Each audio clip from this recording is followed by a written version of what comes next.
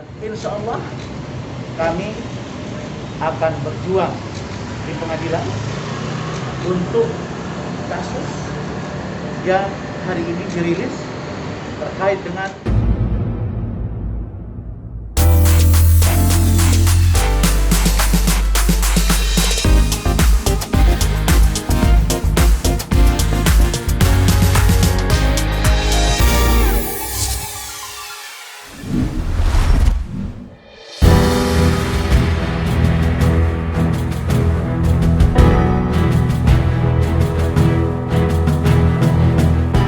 Video ditangkapnya Dr. Richard Lee secara paksa di kediamannya di Palembang, Sumatera Selatan oleh pihak kepolisian pada 11 Agustus 2021 lalu menjadi viral dan ramai diperbincangkan publik. Banyak yang menduga penangkapan yang sempat diwarnai dengan aksi penolakan dari Dr. Richard dan keluarganya tersebut lantaran kasus pencemaran nama baik yang dilaporkan oleh Kartika Putri sebelumnya.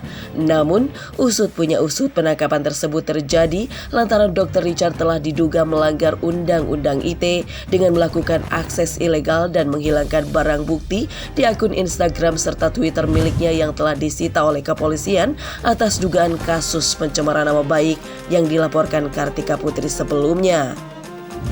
Kabid Humas Polda Metro Jaya Kombes Pol Yusri Yunus mengungkapkan jika Dr. Richard telah melanggar pasal 30 Junto pasal 46 Undang-Undang ITE dan juga pasal 231 KUHP dan atau pasal 221 pasal 30 KUHP dengan ancaman hukuman maksimal 8 tahun penjara.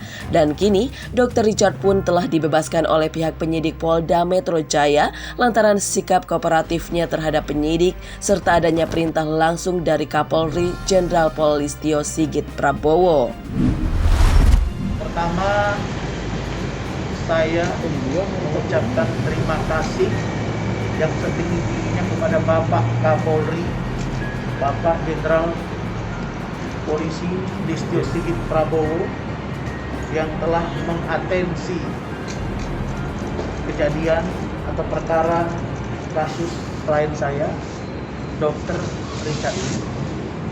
Dan alhamdulillah malam hari ini klien saya tidak ditahan, dan atas atensi Pak Kapolri dan atas perintah Pak Kapolri maka klien saya tidak ditahan, dan insya Allah kami akan berjuang di pengadilan untuk kasus yang hari ini dirilis terkait dengan dugaan menghilangkan barang bukti atau menggunakan akun palsu atau menggunakan akun orang lain yang sebelumnya telah dilakukan tindakan untuk disita oleh pihak penyidik sesuai dengan aturan perundang-undangan yang berlaku.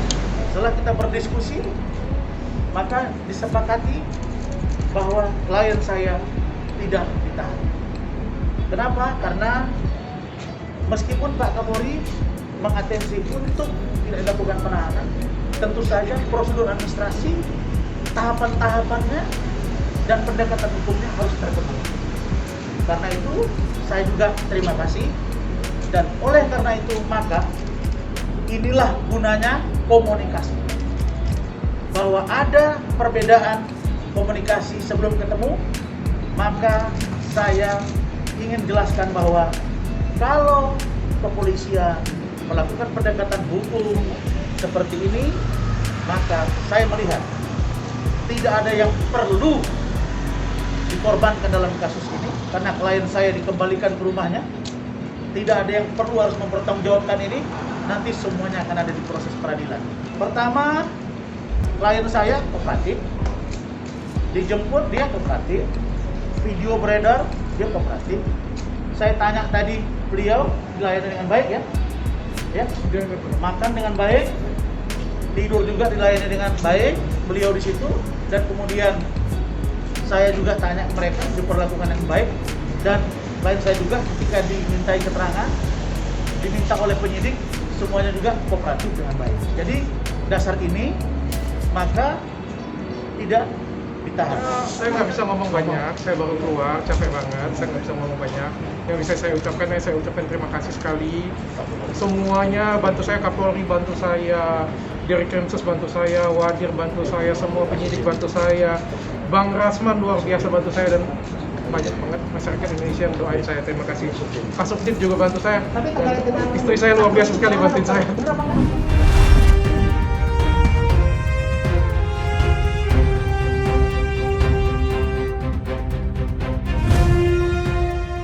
Sejak awal video penangkapan Dr. Richard beredar di media sosial, banyak pihak yang langsung menghubungkan penangkapan tersebut dengan Kartika Putri. Pasalnya, pada Desember 2020 lalu, Kartika Putri sempat melaporkan Dr. Richard Lee atas dugaan pencemaran nama baik lantaran menyebut namanya dalam video yang mengulas produk kosmetik di mana Kartika telah mempromosikan produk tersebut lantaran telah di-endorse.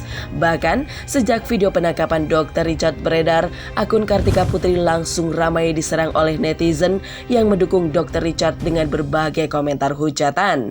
Namun, Kartika pun sempat trending topik di Twitter hingga membuatnya geram atas tuduhan yang dilontarkan para netizen terhadapnya.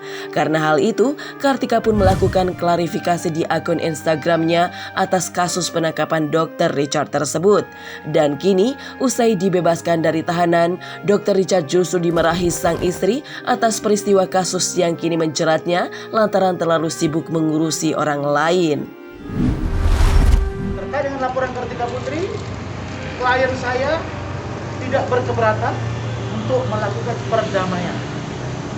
Adapun laporan Kartika Putri sekarang itu masih dalam proses penyidikan dan klien saya belum tersangka di kasus Kartika Putri. Dan laporan klien saya, Richard Lee dan David Lee di Polda Sumatera Selatan, saya sudah ketemu dengan Pak Kapolda tadi pagi, saya sudah sampaikan tadi, itu juga dalam proses, insya Allah juga akan lakukan gelar. Kami berharap, Saudara Kartika Putri, marilah kita mencari jalan penyelesaian dan perdamaian.